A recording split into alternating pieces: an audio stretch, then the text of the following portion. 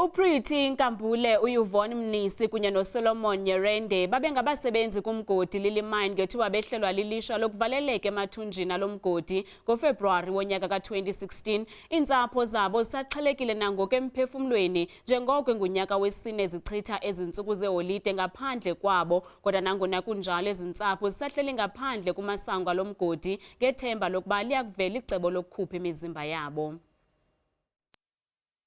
Ezintsapho zisafuna impendulo. Umama kaSolomon Nyerende ufuna ukukhutshwa umzimba womntwana wakhe kulomgodi. Kuyasikhumbula ukuthi phela la abantu abangaphelele.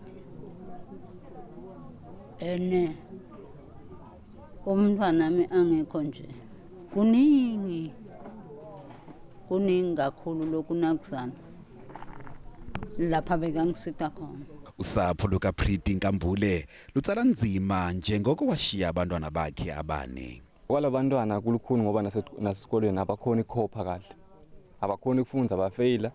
Uma ungeke wa-understand kahle ungacanga bayadlala kanti abadlali ngilesimo lebakuzo. Ngoba lo mncane nje wana khathi makwakha hamba khathi kuthilika lomgodi bekana 5 months.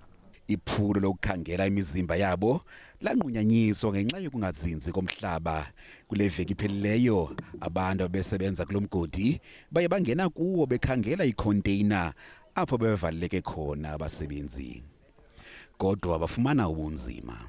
Siyasolela vele ukuthi into lento ngamabomu ngoba bekusolo kungawi indlela ihlobile ngokuthi bayadi vele kuthine sesiyachubeka. So akungeneki la kusesibiyela siyoplana futhi ukuthi siyivula kanjani indlela yokufika lapha sichubeka ngalelihlelo. Kwaye abasebenzi batyalwa imivuzo yenyanga ezintathu bafuna urhulumente angenelele. Akhaya abantu babethu kulisizi labanye bacetha ngisho nyalo tikolo asathi uthi sitawendani. Ufuna ngabe bayaqhubeka abantwana ufuna bahlale emakhaya. Kude kulusize emakhaya suka khona. Izintsapho zisenethemba lokuba imizimba yesithathu iza kukhutshwa ngelinye ilanga.